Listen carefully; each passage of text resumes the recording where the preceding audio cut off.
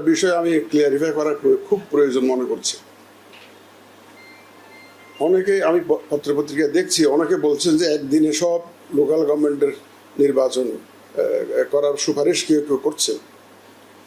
বিষয়টি আমরা পরীক্ষা করে দেখেছি, এটা কোনো মতেই সম্ভব নয়।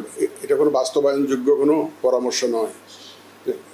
দেখেন, স্থানীয় সরকার নির্বাচন মানে কি?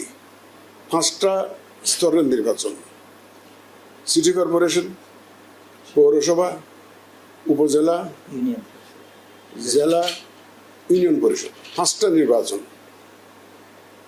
স্থানীয় সরকার নির্বাচন বলতে এই 5টা নির্বাচন আপনাকে করতে হবে।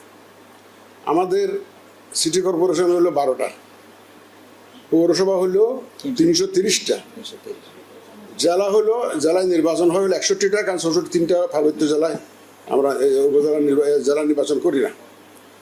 আমাদের উপজেলা হচ্ছে 595টা, 495টা, আর আমাদের ইউনিয়ন পরিষদ হচ্ছে 4595টা। এই সবগুলো নির্বাচন একদিনে করার যে এটা একটা আমাদের জন্য আদৌ গ্রহণযোগ্য একটা সুপারিশ নয়, এটা বাস্তবায়নযোগ্য নয়।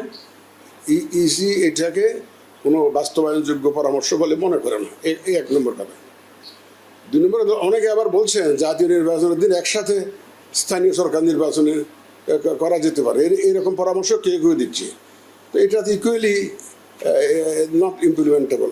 মেবি থিওরিটিক্যালি সাউন্ড বা প্র্যাকটিক্যালি নট ইমপ্লিমেন্টেবল। এটা আমি পরিষ্কার করতে চাই আমাদের তরফ থেকে, ইসির তরফ থেকে, যে একদিনে নির্বাচনের যে ধারণা, যে পরামর্শ আসছে, এটা বাস্তবায়নযোগ্য নয়, ইসির কাছে গ্রহণযোগ্য নয়। এটা পরিষ্কার। আর স্থানীয় সরকার ইলেকশন কবে হবে না হবে এটা ব্যাপারে আমি কোনো মন্তব্য এখন করতে চাচ্ছি না। আর আপনি যে আর একটা বিশেষ দলের কথা বলছেন, দেখেন আমাদের কাজ হলো যখন আমরা শিডিউল ঘোষণা করি তার আগে যে কটা দল নিবন্ধিত থাকে ওদের মধ্যে একটা সুন্দর করে একটা নির্বাচন আয়োজন করা। সময় আসুক, দেখবেন কারা কারা নিবন্ধিত অবস্থায় থাকে, যারা যারা থাকবে তাদের নিয়ে নির্বাচন করবো। আমরা অপেক্ষা করুন, আমরাও অপেক্ষা করে দেখি, ওই সময় পর্যন্ত একটা অপেক্ষা করে দেখি। দেখুন, আমি আগে একাধিকবার বলেছি, 16ই ডিসেম্বরের ভাষণে মাননীয় প্রধান উপদেষ্টা যে বক্তব্য দিয়েছেন, জাতীয় নির্বাচনের টাইম ফ্রেম নিয়ে যে বক্তব্য দিয়েছেন, সেটা মাথায় রেখে ইসি কাজ করছে। আমরা আমাদের সেই কাজ চালিয়ে যাচ্ছি। ওনার বক্তব্য অনুযায়ী যাতে আমরা নির্বাচন করতে পারি সে লক্ষ্যে আমরা কাজ করে যাচ্ছি।